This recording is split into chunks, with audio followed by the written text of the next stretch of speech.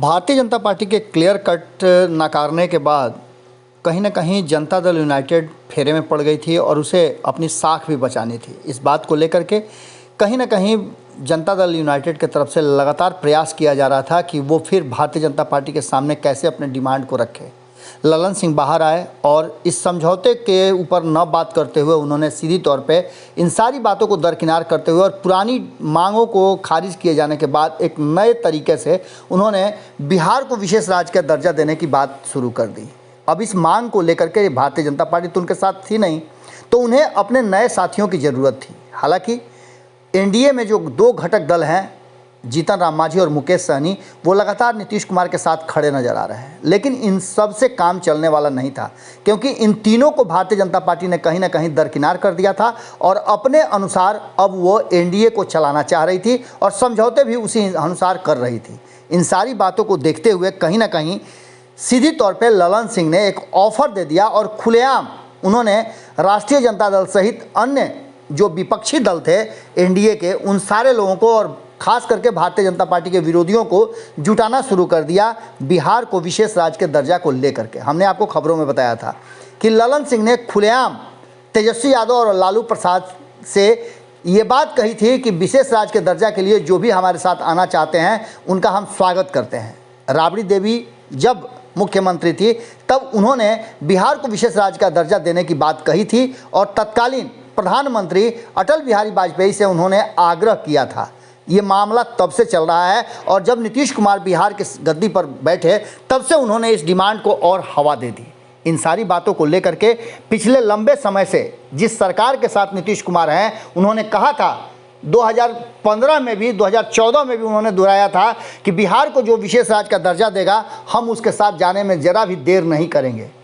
तो क्या 2017 में नीतीश कुमार विशेष राज्य का दर्जा की डिमांड करते हुए एनडीए में नहीं जा सकते थे? लेकिन इन सारी बातों को दरकिनार कर दीजिए तो एक ही बात नज़र में आता है कि कहीं ना कहीं बिहार पिछड़ता जा रहा है। और ललन सिंह ने इन्हीं सब बातों का जिक्र करते हुए, जो कि पहले खुद नीतीश कुमार इस बात को कह चुके हैं कि बिहार अगर नीति आयोग की रिपोर्ट के हिसाब से पिछड़ रहा है तो फिर इस बात पर ध्यान क्यों नहीं दे रही है केंद्र और भारतीय जनता पार्टी और प्रधानमंत्री नरेंद्र मोदी, क्योंकि वो तो देश के हैं, किसी पार्टी के हैं नहीं। और बिहार के विषय में अगर उनकी जरा भी चिंता है तो बिहार को विशेष राज्य का दर्जा देना चाहिए। इन सारी बातों को लेकर के सदन के बजट सत्र में भी इस बात को लेकर के ललन सिंह समर्थन जुटा रहे थे बिहार को विशेष राज्य का दर्जा देने के लिए।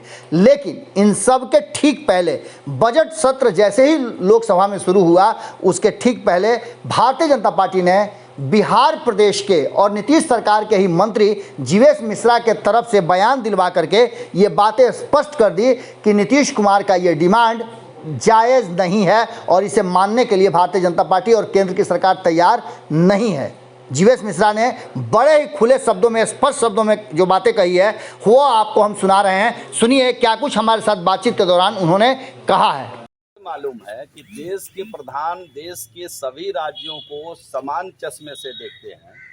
देश की तरक्की बराबर, देश की तरक्की में सभी राज्य की हिस्सेदारी हो, सभी राज्य विकास करे, देश का अंतिम व्यक्ति किस प्रकार खुशहाल हो, इसकी चेष्टा लगातार 7 वर्षों से बिना एक दिन छुट्टी लिए हुए देश का प्रधान कर रहा है। हमको नाज है अपने प्रधान पर, देश के यशस्वी प्रधानमंत्री नरेंद्र भाई मोदी पर नाज है। हम लोगों को पूरे देश को नाज है। देश फक्र कर रहा है कि आज ये देश के इतिहास में पहला प्रधानमंत्री है कि जिसने अपने 7 साल के कार्यकाल में एक दिन छुट्टी नहीं लिया है।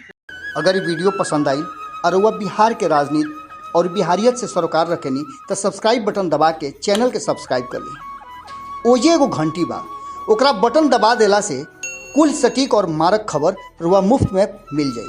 अगर रुआ पत्रकारिता के हमनी के नया प्रयोग में सहयोग कर चाहतानी तो ज्वाइन बटन दबा दी।